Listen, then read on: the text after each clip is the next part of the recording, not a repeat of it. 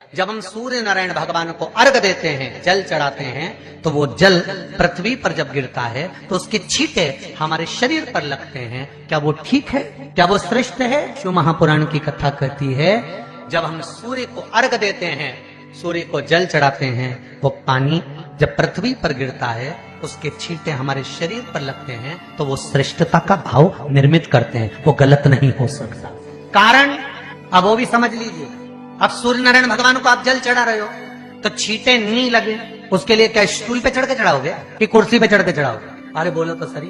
अब कई लोगों के दिमाग में यह बात भरा गई कि हम भगवान को जल चढ़ाते हैं, वो हमारे शरीर में छींटे लगते हैं, जमीन पे से पानी गिरता है, वो हमारे शरीर को छींटे लगते हैं, भगवान को अच्छा नहीं लगता होगा। कौन ने कहा? पहले तो उसको पकड़ के ला। क्योंकि मेरे राम जी महाराज, मेरे भगवान कृष्ण, बड़े बड़े संत, साधु, सन्यासी, तपस्वी, साधक, उपासक जितने भी हुए, जिन्होंने सूर्य की आराधना करी, इन्होंने टेबल पे चढ़कर या कुर्सी पे चढ़कर जल नहीं चढ़ाया, इन्होंने पृथ्वी पर खड़े होकर ही, क्योंकि पृथ्वी तत्व के देव हैं शिव।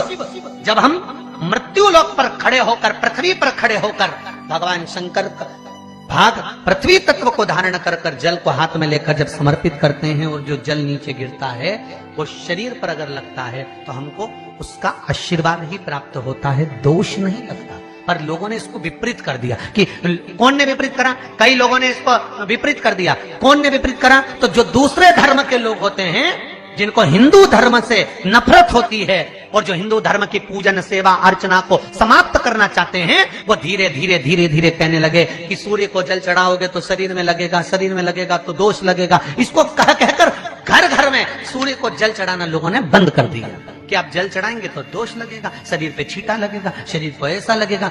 ये दोष नहीं। कितनी सुंदर बात है महाराज। सूर्य नारायण भगवान को जब जल चढ़ाया जाता है, हाथ सिर से 8 इंच की दूरी पर होना चाहिए। जम के बोलिए, सिर से कितना ऊंचा होना चाहिए? 8 इंच ऊपर अपना हाथ होना चाहिए मस्तक से सूर्य को जल चढ़ाते समय। और ना चांदी का, ना स्टील का, ना लोहे का, ना प्लास्टिक का, ना कांच का, ना सोने का कोई बर्तन, ना कांसे का, ना एल्युमिनियम का, ना पीतल का, केवल एक पात्र होना चाहिए, वो है तांबे का। काय का पात्र होना चाहिए? तांबे का पात्र। और सूर्य नारायण भगवान को जब 8 इंच ऊपर तुम्हारा हस्त है, और जब हम सूर्य को जल चढ़ा रहे हैं, कैसे जल चढ़ाना है वो भी समझ लीजिए।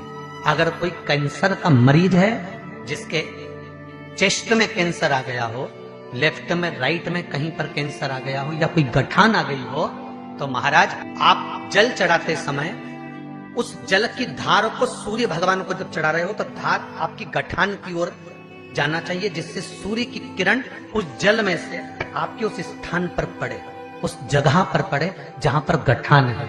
महाराज आप लगातार जल तो चढ़ाना चालू करो, अच्छे अच्छे डॉक्टर फेल हो जाएंगे और कह देंगे गठान ठीक हो। आपका लीवर और किडनी गड़बड़ कर रहा है, आप प्रतिदिन, आपका स्वास्थ्य गड़बड़ रहता है, आप प्रतिदिन ये ज्योतिष शास्त्र के अंतर्गत, रत्न शास्त्र के अंतर्गत, ये रत्न शास्त्र, ज्योतिष शास्त्र, रंग शास्त्र जो हमारे यहाँ है, रंगों के हिसाब से ये जितने रत्न होते हैं, माणिक हुआ, सोना, मोती हुआ, नीलम हुआ, मूंगा हुआ, पुखराज हुआ, ये क्यों कहते हैं ये पीला है, ये सफेद है, ये नीला है, ये लाल है, इसको शरीर में क्यों पहनाते हैं? उसका कारण होता है कि जब शरीर में पहनते हैं, सूर्य की किरण उसमें पड़ती है, हमारे शरीर पर वो कलर का इफेक्ट पड़ता है, उस कलर को शरीर पर लगता है, और शरीर पर लगता है तो हमारा शरीर धीरे धीरे, हमारी जो इंद्रियां हैं वो सही होने लगती हैं, काम सही होने लगता है। तो आप कहते हो ना, भगवान, कई लोग हमसे कहते हैं